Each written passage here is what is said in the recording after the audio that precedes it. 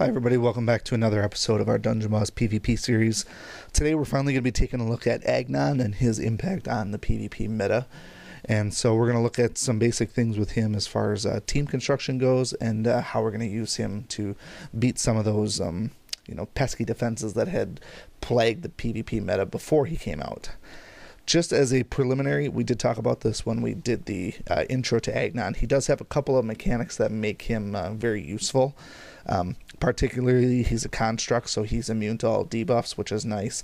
He's also living, which basically means he can be healed as well, so that's always an added bonus, although I haven't found that to be terribly important at this point just because of the healing nerf. It's been pretty minimal for the most part.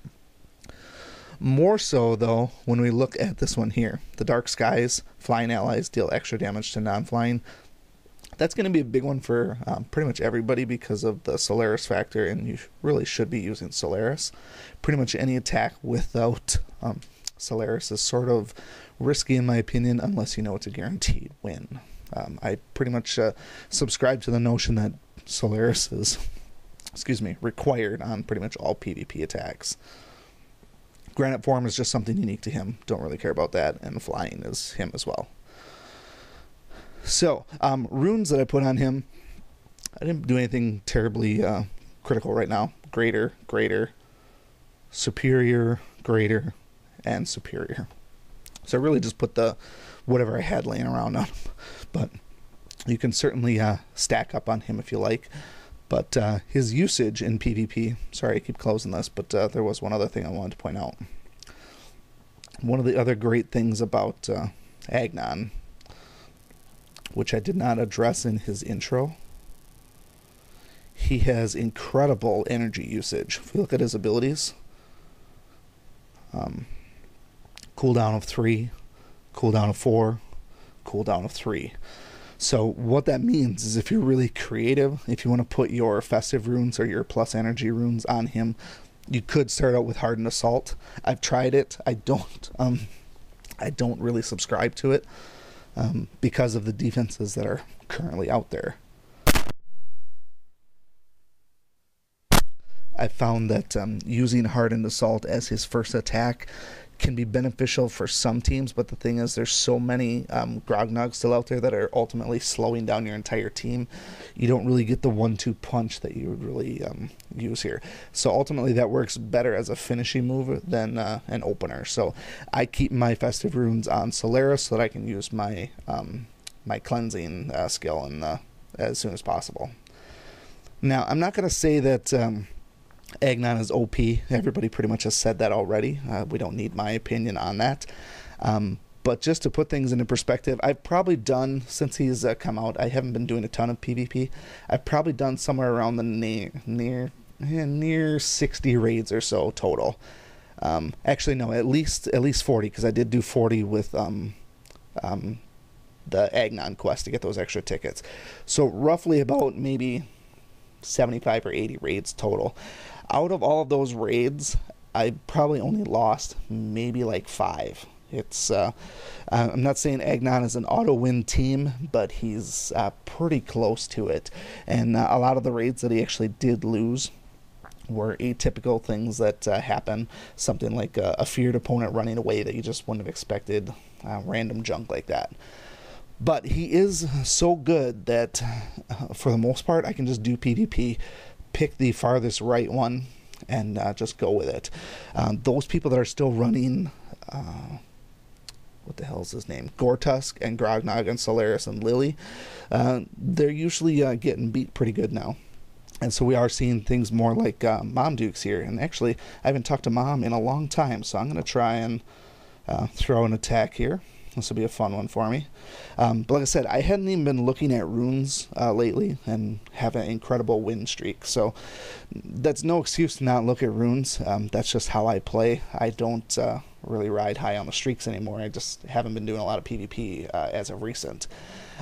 But if you're riding a 20-win heater, definitely don't change up your normal tactics just so you can try and include Agnon. That's the dumbest mistake you can make. If a team has a definitive, this is the team you use to beat it, use that team to beat it like you always have, and forget about Agnon. Agnon is great when you get these pesky Gore Tusk Grognog teams, but he's not required for every single raid you do. I've just been using him because, like I said, it seems like it's an auto win button, and I don't really care if I get up to the 20 win streak. I usually just do my 8 raids in a day and call it. So we're going to test out Mom's defense here, and if I destroy you, I apologize, and if I don't, kudos to you. So the team that I've been using looks a little something like this. The order you can be a little bit flexible with. I tend to like to put Lily first, just because when we ultimately get around to the blossom, what's it called, the pollen cloud, I like to have her first, so that when the back and forth of the teams go, I have a full turn of evasion under my belt there. Now, this team, or really any Agnon team, is not 100% fallible. His granite form is amazing, but don't bank on it too much. I have seen him get one shot by 3 individuals so far. They are Shade, Koros, and Zom. Zom is one that actually has one shot him as well through his granite form. So just because you have granite form does not mean you're sitting on an auto win, especially if it's Zom that one shots him. That could be big trouble for you, because that you're going to lose somebody on your team. But the way that I've been running this particular team, we just open up with Lily. Doesn't really matter what's going to happen. The fact that Solaris is frozen also doesn't really matter, because we're not healing in the first turn anyways. She can just do her own thing. Now, Agnon's claim to fame is this basically right here. Plummeting Doom is basically why we have Agnon, and his main purpose in life is to make things miserable for Gore Tusk. And so I've seen this happen. I'm going to slow it down a little bit so you can see the numbers.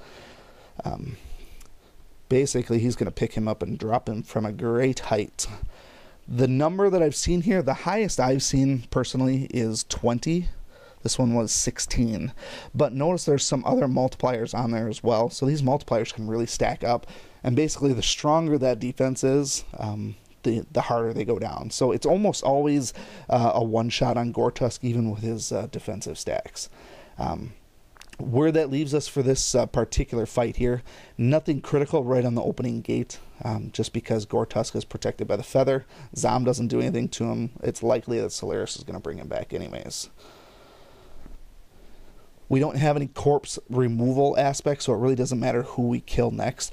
Typically, I like to try and throw my Wildfire Breath on Lily, just to save us the hassle of dealing with some of her plant growth. And again, that's going to all get purged anyways. There's exactly what I was talking about. So Mom has a great Zom in place here. Does that mean we're automatically going to lose this one? No, because Agnon is really only there to deal with Gore Tusk. But the thing is, with Gore Tusk dead for a couple of turns, all that's doing is buying us time for our true threat, which is still the same as what it was before Agnon when we were dealing with some of those teams, and that's Lily plus Furno. You get that one with nature on Furno, doesn't matter what team is out there, you get some stacks on him, it's over. That's it. So we'll just slow play this one. We'll get rid of Lily if we can. Let Zom do his thing. We can heal in this turn. The main thing now is to ultimately deal with Zom, and this is not just an Agnon team, this is any team. Deal with Zom before he gets a chance to eat the brains again.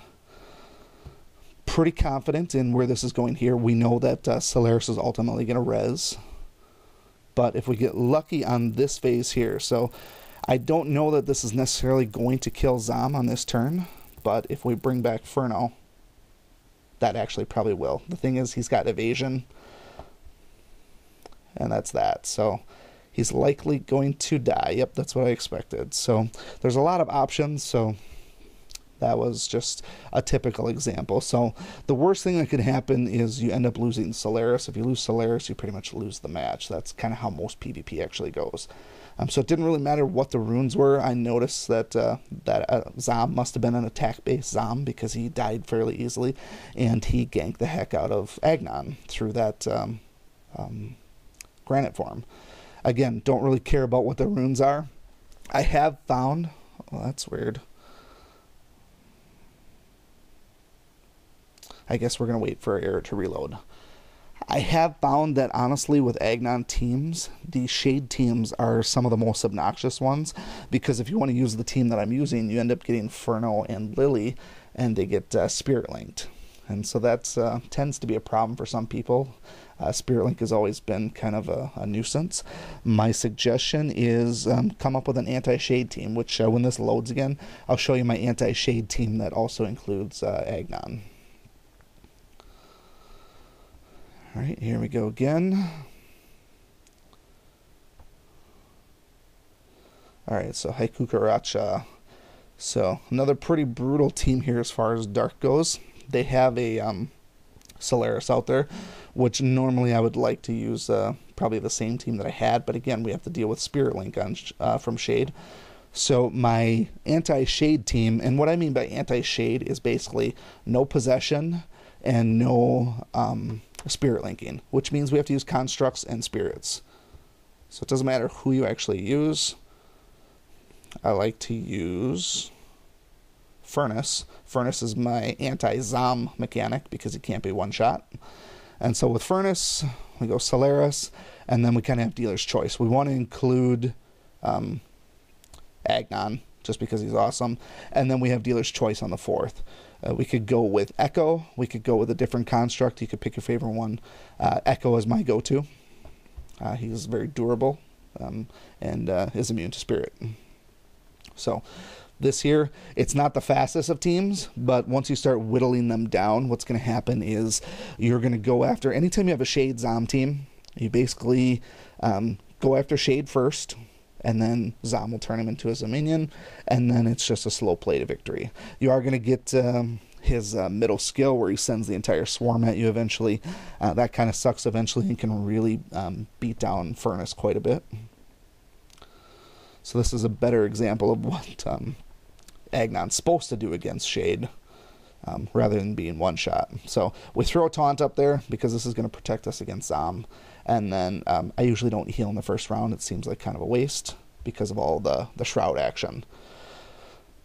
When you're using this anti-Shade team, you kind of have to play a game of Russian roulette. Shade's not flying, so he's going to take extra damage from this plummeting doom. But the thing is, he's also shrouded, and so you have to basically gamble in terms of whether or not that's going to kill him, and if you want to, use that.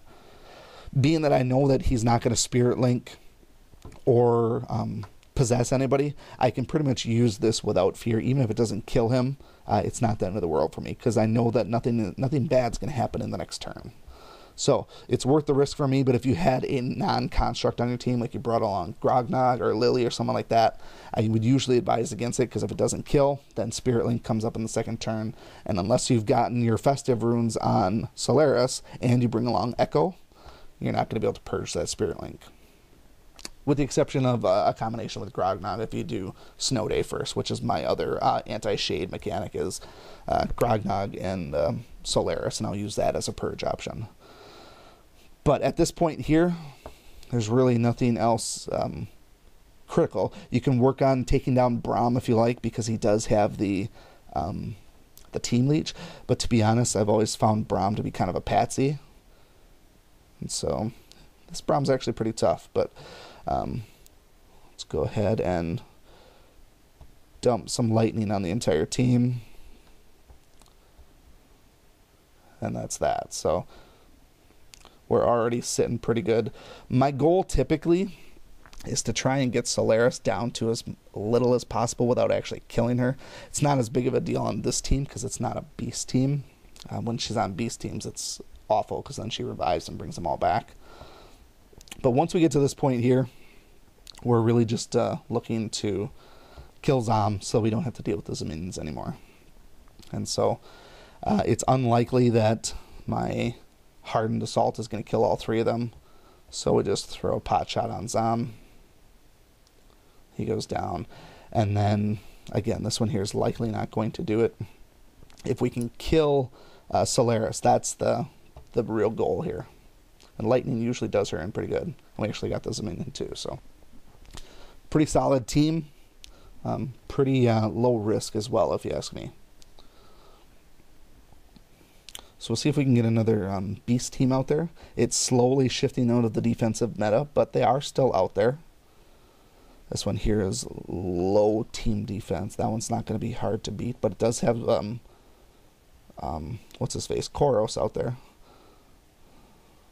Yeah, here's one that we can do. It's low stars, but we'll go ahead and basically when we have both Grognog and Gore Tusk, I would normally say that this isn't my standard construct team. I would try and go back to the previous one.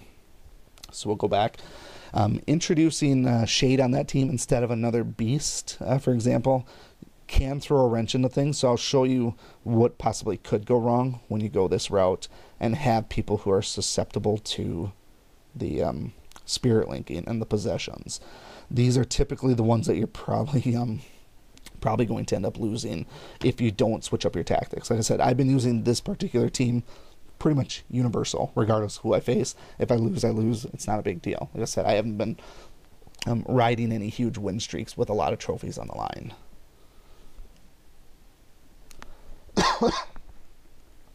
Sorry about that. I still have a little bit of a cough, but I'm quite a bit better. As you can see, I can actually go most of the video without an incident.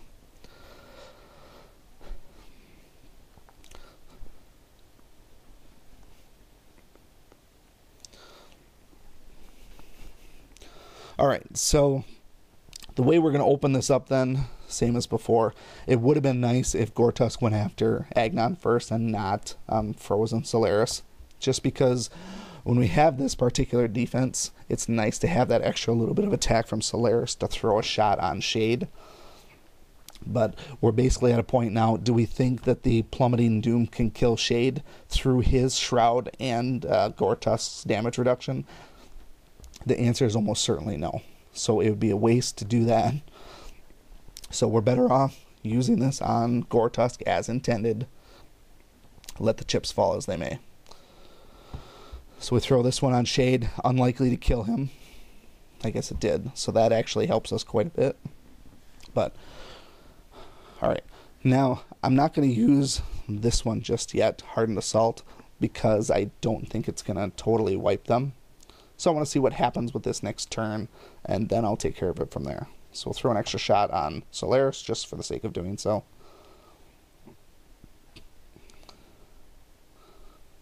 And now we will start to try and wrap things up here.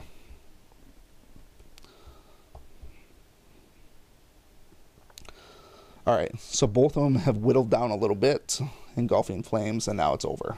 Can't possibly win because this here will gank in one hit. So it's always nice to try and get Solaris to do her Engulfing Flames without so much as saying do the Immolating Fire. Alright, so we're going to do one more raid here. See if we can get that standard defense that was out there. I will do some refreshes to see if I can find one.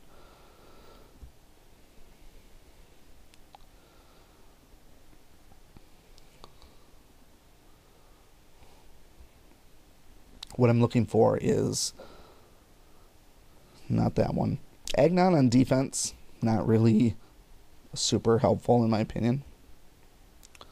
Alright, here's that meta defense that really bothered everybody. So we're going to go ahead and run through this one. The only real change to the tactic to beating this one is those first three, Lily, Furno, and Solaris, were the same as the previous team, and then we just had Echo instead of Agnon, and all it really did is it allows you to kill Gore Tusk faster. That's really its only purpose. And so, I said, it doesn't matter the order that you pick here, because a lot of times Grognog is going to slow the entire team, Agnon's going to go first anyways, so it doesn't really matter. So I have found this team can still beat you if you're fairly weak on your runes or you just get some bad luck. If you run into an instance where Grognog gets his Snow Day and his Frost Breath sequentially and does the old double tap on Solaris, that can make things really, really painful for you. Because if you can't keep some stacks on Solaris, that resurrection can be an absolute nightmare if you don't have it up. So that's the one thing I've noticed most often is Solaris getting pounded by Grognog. So we'll see how the defense is on that Gore Tusk. It was a 14, still killed him. Pretty standard stuff there. So now we're just at the mercy of both of these sapping vines. Does ours offer enough healing to mitigate theirs, and then ultimately help out a little bit? Now, this one here is a little bit, when you get to this point, you'll always get to this point in the match in terms of who do you want to use your wildfire breath on. If you use it on Lily, you can almost explicitly kill her, which is certainly beneficial because then she won't do the pollen cloud. But if we use it on Grognog and we get lucky and it kicks in the wildfire, it saves you the hassle of having his AoE frost breath, which is a huge advantage, because if he doesn't target Solaris specifically, he's not going to one-shot her. So I will usually balance it out a little bit, but we're going to throw it on Grognog and hope that it sticks. And so we got the wildfire, and it looks like it's going to kill him at the end of the turn, which is even better. So now he can do Snow Day all he wants. He's not going to get his AoE snow breath or frost breath. So now, again, we want to keep hardened assault as long as possible. We don't need it just yet. We want to focus on trying to spread wildfire and also focus on Solaris doing her engulfing flames. She did her little phoenix feather there. The next thing is likely to be engulfing flames unless I put too much damage on both those other two, which I very well may have. So we're just going to throw a little bit of extra damage at Lily. And actually, I can't even attack her with Ferno, because if I do that, it's almost a guarantee that Solaris is going to do Immolating Fire. So I'm going to play the safe route here and try to avoid that. And then, again, same thing. I can't kill Solaris if she's got the evasion. So if I attack Lily, it's too risky. I don't want to bring those other guys back. It's safer in this bet to just try and let her do that, because now even with that one with nature, doesn't matter because I have 3 or 4 different people attacking her. There's no possible way that she's going to survive. Ferno alone with wildfire breath probably could kill him or kill her, but we'll do that, and there she goes. So there are some tactics involved in doing this. You kind of have to work with your team a little bit and get familiar with it. And again, it could come down as simple as doing that wildfire breath against Lily versus Grognog. It depends on what you're willing to do with your streak on the line. So hopefully that gives you a little bit of insight into some of these PvP matches. We did see a bunch of different variety. If you have a particular team in general that's giving you trouble, feel free to leave it in the comments. If you have a weak roster or are missing certain heroes, obviously I can't always anticipate that, so I need to know what it is about the defense that's causing you problems. But the team that I just showed you here with Agnon, Solaris, Ferno, and Lily is, like I said, it feels like an auto win button some days, but you will run into the random gank where you just get kind of hosed with a fear or something like that. So let me know if you have any questions, comments, concerns. Otherwise, we will see you again next time, and as always, thanks for watching. Thank you so much for watching this video and supporting my channel. If you like this video, please show your continued support by hitting that like button, and be sure to check out both my YouTube channels for new content all the time. And always remember, peace is a lie, there's only passion. We'll see you next time.